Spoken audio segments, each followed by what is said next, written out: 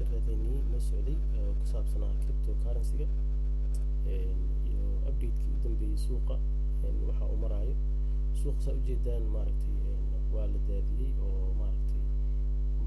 dhulka ayaa la dhigay oo saa ujeedin waa wada gaduud soo marka gaduud waxaan dhahnaa markuu gaduud yahay waa waqti ay ku habboon tahay in la gato suuq marka aad ayuu u daadsan yahay oo maaragtay dhulka ayaa la dhigay saa ujeedaan bitcoin-ka BTC-ga wuxuu marayaa 77,000 wuxuu kasoo degay 84,000 ayuu kasoo degay oo wuxuu marayaa 77,000 ayuu marayaa Ethereum-ka 2,000 ayuu ahaa oo maaragtay ETH-kan oo Ethereum laga soo kaabiyey wuxuu ahaa asna 2,000 oo dollar ayuu ahaa Solano wuxuu ahaa 130 iyo xogaa buu marayay XRP videogii hore ayaan ku aragnay asna wuxuu marayay 2.1 something like that ayuu marayay Dogecoin-ka sidoo kale beebaha fiiri wuxuu marayay 77 beebaha 7 wuxuu marayay 22 markii casharkii aan qaadanin casharkii hore hadda wuxuu marayaa 6 maaragtay 6 ayuu ku noqonayaa oo 0.0006 ayuu ku noqonayaa soo marka taas waxay tusinaysaa in maaragtay suuqii hoos loo soo daadiyey macnaha suuqa wuxuu ku xiran yahay siyaasadda adduunka ayuu ku xiran yahay oo markii ay waxyaabo oo bad news la soo sheego suuqa hoos ayaa loo daadiyaa oo kaliya ma ahan cryptocurrency-ga suuqyada adduunka oo dhan ayaa hoos loo daadiyaa hadda stock market oo kale isna hoos loo daadiyey oo maaragtay haddii aad gasho haddaa Google ku qorto kale stock market hadaa Google ku qorto kale isna ku tusinaya in suuqyadii stock market dhulka la dhigay ayaga naftigooda oo shirkadan Apple oo kale Tesla oo kale ayaga naftigooda dadkii maaragtay shirar ku lahaa shirarkoodii maaragtay hoos loo dhigay marka waa suuqa wuxuu ku xiran yahay oo taa waxaa maaragtay cost gareynaya ama maaragtay lala xiriirinaya in ay maaragtay qoladan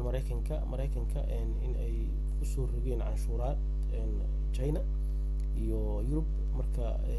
canshuuraad badan ay ku soo rogeen soo marka waa la kala shakiyey marka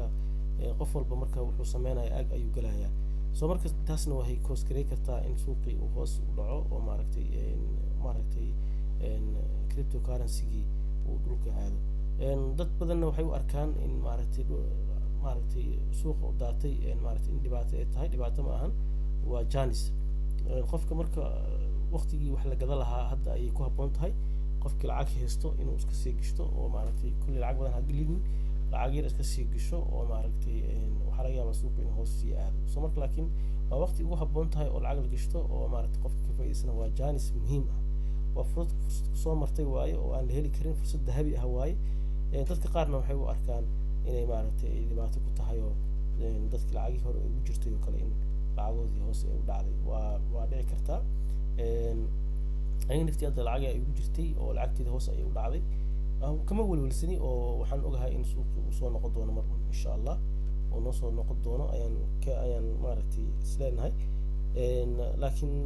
waa faa'iido maaragtay markuu suuqa soo daato qofkii lacag yar haysto inuu iska gishto waxaa laga yaabaa suuqa dib inuu noqdo meeshii uu ka yimid soo daameynaysa waxay ku tusinaysaa gaab weyn in hoos uu jiro markii laakiin ay noqoto uu suuqu dib u noqdo in lacaga badan aad samaynayso short time lacag badan aad ku samaynayso XRP oo kale hadda 1.7 ayuu marayaa 2 point hadduu ku tago oo sidiisii uu ku noqdo lacag badan ayaa faa'iideysa qofkii hadda cash haysto kale inuu iska gishto maaragtay lacag iska gishto waa faa'iido weyn waaye marka update ku dambeeyay suuqa waa saas waaye marka waxaan rabaa inaan xasuusiyo update suuqa maaragtay maanta uu marayo aad ayaa loo soo daayay dhulka ayaa la soo dhigay marka waxba dadka hore lacag ugu jireen ay cabsan oo maaragtay suuqa inuu waa soo noqonayaa insha Allah dadka hadda oo janiska wax haystana in hadda ka faa'iideystaan oo maanta ay wax sii gishtaan si ay profit u helaan